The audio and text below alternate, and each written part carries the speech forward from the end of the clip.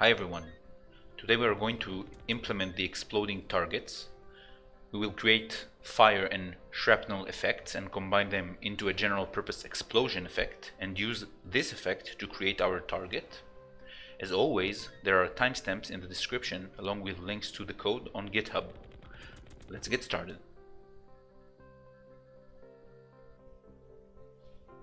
We're going to start by creating a new scene for our explosion. It is going to be a 3D scene, and it is going to be comprised of two particle systems. One is going to be for the fire, and the other for the shrapnel. So we don't want to work too hard, so we will go to our jet engine.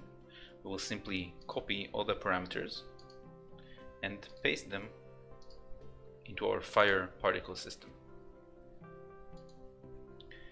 Now we will set to be emitting and we get our jet effect, but we want to change it a little bit. So first of all, we'll go to time and we are going to increase the lifetime to 0.2.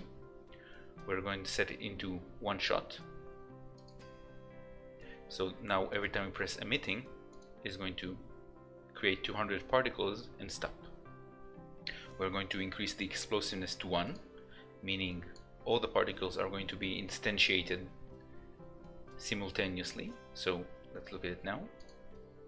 And it's already starting to look like an explosion, and we're going to keep the randomness at 1. Now before we do anything else, we don't want to override our jet engine. So we're going to go to our drop passes and we're going to make this quad unique. And we're going to do the same for the process material. And now if I change anything here in those two places, nothing is going to happen on our jet engine. We will start by changing our particle mesh. We'll increase it to the size of 2. And that's it for now. We're going to go to our particle systems and we're going to start tweaking some parameters. So first of all, the emission shape needs to be much bigger. We're going to set it to be 0.4. The direction, I want it to be up, so make sure this is the vector you have as a direction, and we're going to increase the spread to 180. This means we're going to get all our particles starting to move up in the y direction and have 180 degrees of freedom to move in that direction. We're going to set the initial velocity to be something big, so let's say like 4, and we're going to have randomness of 1, and that is it for now. So let's press the emitting button and let's look at the results. So we get this very big explosion and you can see that it's randomized. I think we can do with some less particles, but yes, this is quite a nice explosion. Now we want to create the shrapnel. So the shrapnel is going to have significantly less particles. We're going to first of all handle the time, so we're going to give it a lifetime of 0.3. We're going to mark it as one shot. The explosiveness again is going to be 1, and the randomness is also going to be 1. Let's settle on like 10 particles. In our draw passes, we are going to set the mesh to be a cube, and we're going to decrease the cube size to 0.2 in all axes. And that's it for our material. Oh, sorry, one last thing. We want to add a material, a spatial material to this, and I want to change the color to something that looks like burnt. So maybe orange, gray orange color. Great. So now we're going to start creating the process material. We're going to add a new particle material. We're going to set the emission shape to be a sphere, and we want it to have the same size of 0.4. We're going to go to our direction, and we want the particles again to move up, so we're going to change the direction and the spread.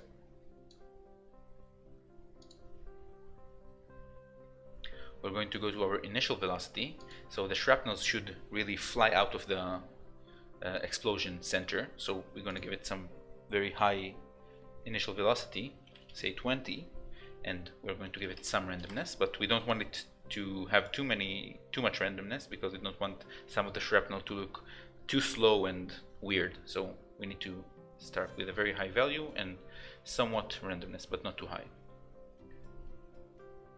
So angular velocity, we want the shrapnels to rotate, so we'll set it to 40, and here we do allow all the randomness possible. Now I'm going to contrast with the sky and press emitting. You can see there's like cubes flying from the explosion origin. Now I want to be able to control it with one command, so I'm going to change the name of our node to explosion. I'm going to attach a script, and I'm going to create a function called explode. So the function explode doesn't return anything, it just gets the fire particles and set emitting to be true, and it gets the shrapnel particles and set emitting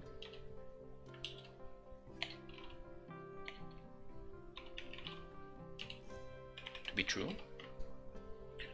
So now we're going to override our input function,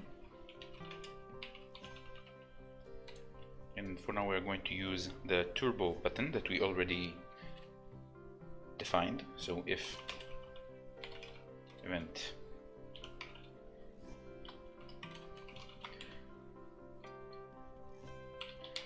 ejection pressed turbo,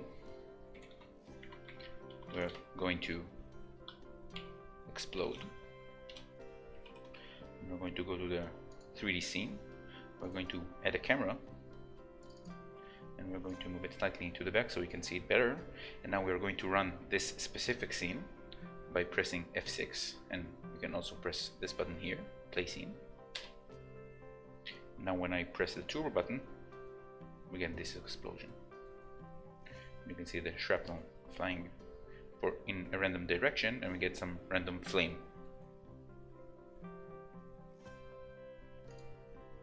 We're now going to create a new scene for our target.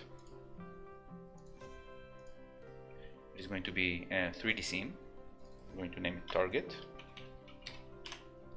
We're going to have a child node called visualizer, which is going to be another spatial node, and we're going to add to visualizer everything we use to show our target to the user. So for now it is just going to be a mesh instance, a cube mesh, and we're going to decrease the size to 1. I'm going to, in global coordinates, rotate it 45 degrees in the x-axis and then 45 degrees in the z-axis, and now we get this standing cube. And I want it to rotate and move up and down, so I'm going to add a script to visualizer, and I'm going to save it with everything else. I'm going to call it visualizer, and the code is the following.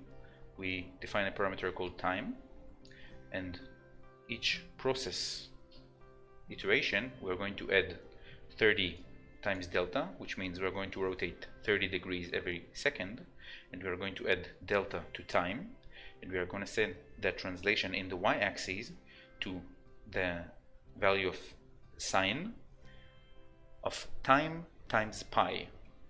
So this means we are going to complete one up and down every 2 seconds, and this is a good speed, I think. And now in order for us to visualize it, we are simply going to first delete the camera from the explosion and save it.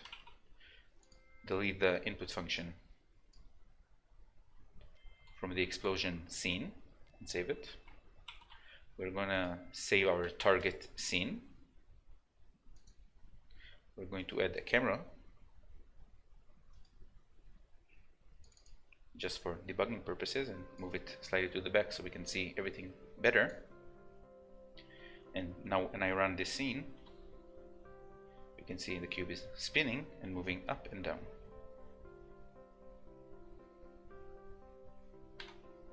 I think it's maybe moving too much for my taste, so I'm going to go to visualizer and simply scale this by half. And now we get much more moderate movement. So now we want our target to be able to interact with the environment. So we're going to change the target node type to area. In area, you can see here we get a warning, needs a collision shape. So we're going to add this now. We're going to choose a capsule. And you see the capsule is currently lying down, so we're going to rotate it 90 degrees in the x-axis, and now we get this collision shape. You can see it's slightly bigger, and I actually like it that way. You always need to understand that your player is going to judge his actions as being better than they really are. So if the player aims at the target and misses, he's going to first blame the game. So we want to make the target slightly bigger. And now, in order to see that our cube moving around is not exiting this collision shape, I'm going to go to debug and mark this visible collision shapes checkbox. And now if I run this scene again, we can see that the cube is moving up and down and always inside our collision shape. So this is good enough for our purposes. Now we're going to start adding functionality to our target. So first of all, we want our target to explode. So what does it mean to explode? We want first of all the visualizer to disappear. We want our collision shape to stop looking for collisions, so we want to set it disabled to true. And we want an explosion, so we're going to add the explosion node we just created.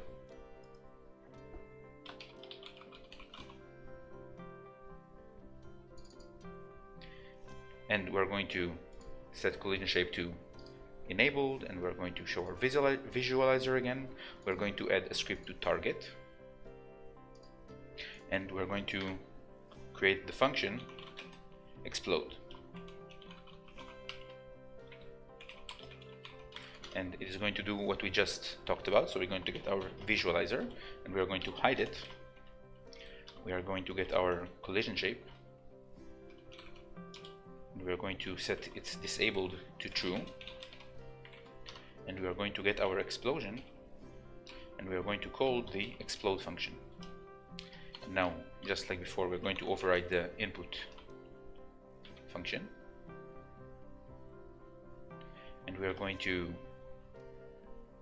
if event is action pressed turbo, we want to explode. And now we run the scene again, and we have our cube, and if I press the turbo button, we get this explosion. One final touch is an explosion sound. I'm going to go to our target, and I'm going to add an audio stream, and here we have a decision to make.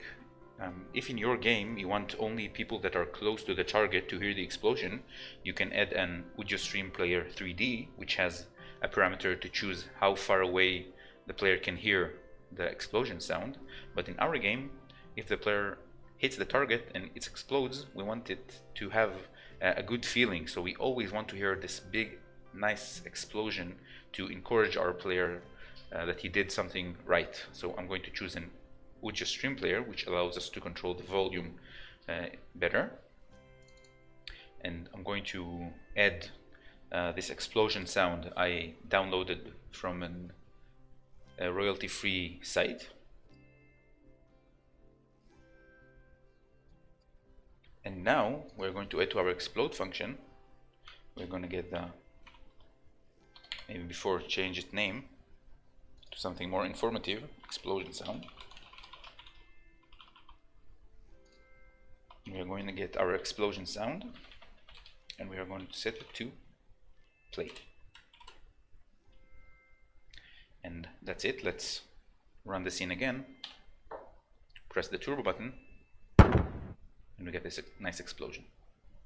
So now we can explode the target, and it's going to be pretty satisfying for the player to do it. We need a way to know if the player hits the target. So we're going to go to our target node. We're going to go to the node tab, and under signals we are going to test if an area entered the area of our target. So we're going to take the signal area entered, and we're going to connect it to our target script. And in this function we're going to test the following thing. So if area is in group player, which is going to be the group for our plane, we're going to handle it in a certain way, and we are going to add 2 more elif statements.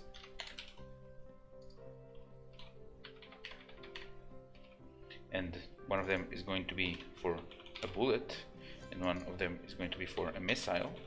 And a missile actually immediately explodes the target, so we're just going to call the explode function. If a player enters, we are also wanting to explode the target, so we can do it here. And the reason we are using 2 different if statements to do the same thing is we are going to add a signal call. So we want to emit different signals if a missile touches the target or if the player touches the target. And if a bullet touches the target, we want to call the hit function. So the hit function, we're going to do the following thing. We're first going to define and export parameters. We are going to call it health. It's going to be an integer, and we're going to initialize it to be 3, and we're going to define another variable called current health. It is going to be also an int, and we are going to create a reset function that does the opposite of exploding. So we're going to get the visualizer, we're going to show it, we're going to take our collision shape, and we're going to set disabled to false, and we're going to take our current health, we're going to set it to health. And now in our ready function we're going to call the reset function. So we will definitely have the visualizer on, the collision shape ready, and the full health. So in take hit, what we are going to do is take our current health, we're going to remove 1 from it, and we're going to test if current health is less than or equal to 0. We're going to, and let's give us some room to work in, we're going to explode. So now we can collide with the target, we can shoot a bullet at the target and shoot a missile at the target. Currently all of them is going to eventually cause the target to explode, but when we'll implement a more robust event system bus, we're going to emit different signals for each of those things. And that is it for today. I hope you find this tutorial helpful. In the next one, we are going to implement the machine gunfire. If you want to be able to watch these videos as they come out, you can subscribe and be notified as soon as I release them. As always, if you have any question or suggestions, you can write them down in the comments and I will answer them. Thank you for watching. See you next time. Goodbye.